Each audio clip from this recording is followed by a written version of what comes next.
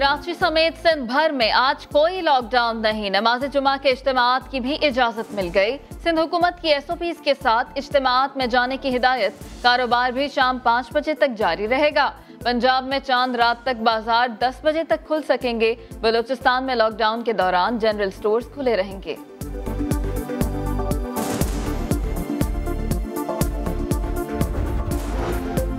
America में फंसे पाकिस्तानियों को वतन वापस लाने का मिशन। PIA की चौथी खुसूसी परवाज 250 मुसाफिरों को लेकर न्यू जर्सी से लाहौर के लिए रवाना। पाकिस्तानी कौंसल जनरल ने न्यूयॉर्क एयरपोर्ट से मुसाफिरों को रुखसत किया।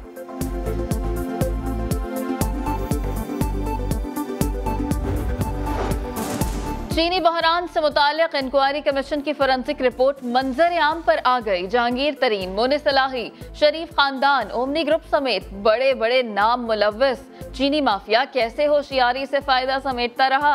वजीर आजम की मुआविन खुसूसी बराए एहतसाब शहजाद अकबर ने प्रेस कॉन्फ्रेंस में सारा कच्चा चिट्ठा खोल दिया। बोले, चीनी की चमक ने तमाम इदारों को यरगमाल बना रखा था। रिपोर्ट के अंदर वाज़ेह लिख दिया गया, इंस्टीट्यूशनल कैप्चर है, इदारों को पूरी तरीके से यरगमाल बना लिया गया है।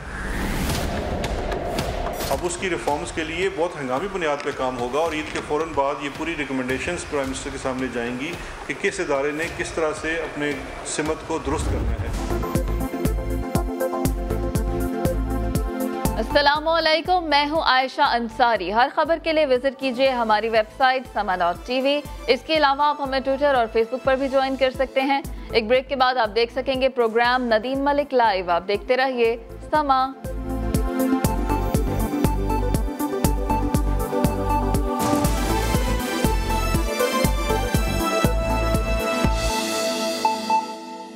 चेहरे का निखार और हार सिंगार,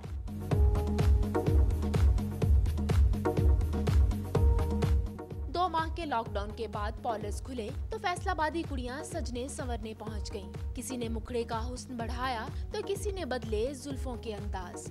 लॉकडाउन था, बहुत बुरा हाल था, हालात बुरे हो गए थे। ईद की शॉपिंग के साथ साथ अब फेस की लुकिंग भी तो चेंज करनी थी, इसलिए मैंने हेयर कलर करवाया है। पूरा माह लॉकडाउन रहा है और इसकी वजह से हमें कोई तैयारी नहीं की। जारी बात है, ईद आई है तो ईद के लिए सजना संवरना तो है, तो इसलिए हम पार्लर में आए हैं। बहुत अच्छा काम कर रहे हैं।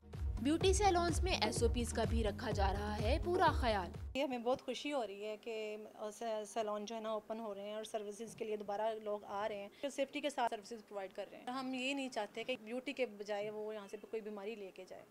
सैलून्स मालकान के मुताबिक सर्विसेज के चार्जेस भी नहीं बढ़ाए गए, जो खवातीन के लिए ईद के तोहफे से कम नहीं।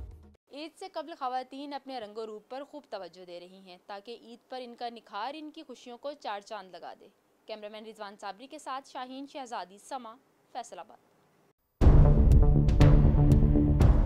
शुगर माफिया कैसे मुल्क को नुकसान पहुंचाता रहा, वाजिद जिया कमीशन पहली बार तमाम तफसीलात सामने ले आया। शुगर मिलर्स के जुराइम, किसानों को स्पोर्ट प्राइस से भी कम कीमत देते रहे। किसानों से कटौती के नाम पर 15 से 30% तक गन्ने के वजन में कटौती करते रहे। पैदावारी कीमत को जाली तौर पर बढ़ा चढ़ा कर दिखाते रहे। कमीशन की तहकीकात पर पता चला कि शुगर मिलर्स की बताई गई कीमत और कमीशन के हिसाब किताब में बड़ा फर्क है। 2017 में शुगर मिल्स ने अपनी कीमत 51 रुपए बताई, जबकि कमीशन के मुताबिक यह कीमत 38 रुपए थी। 2018 में शुगर मिल्स के 52 रुपए के बजाय असल लागत 40 रुपए। 2019 में भी असल कीमत शुगर मिल्स की 62 रुपए बताई गई कीमत से 16 रुपए भी कम थी। रिपोर्ट में ये बताया गया कि गन्ने की बाय प्रोडक्ट्स, बिगास और मोलिसिस की कीमतें भी मार्केट वैल्यू से कम बताकर मुनाफा बढ़ाया जाता है। उन्होंने बताया कि चीनी की कीमत में 1 रुपए इजाफे से मिलर्स 5 अरब रुपए कमाते हैं और इस साल 100 अरब का इजाफी मुनाफा कमाया गया। रिपोर्ट ये कहती है कि तमाम मिल मालिकान दिखाने के लिए अलग और कमाने के लिए अलग खाते रखते हैं।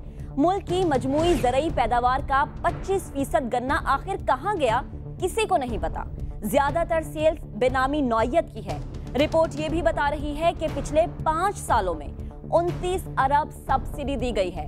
2018 में 15 अरब विफाक और 4.9 अरब सिंध ने दिए, जबकि सिंध की तमाम सब्सिडी सिर्फ एक ओमनी ग्रुप को फायदा पहुंचाने को दी गई। PTI दौरे हुकूमत में सिर्फ एक बार हुकूमत पंजाब ने 2.4 अरब की सब्सिडी दी। रिपोर्ट में अफगानिस्तान की तमाम एक्सपोर्ट में भी खौफनाक मसाइल सामने और इस पूरे तरीक़ेकार को असर-ए-नौ तब्दील करने की सिफारिश की गई है।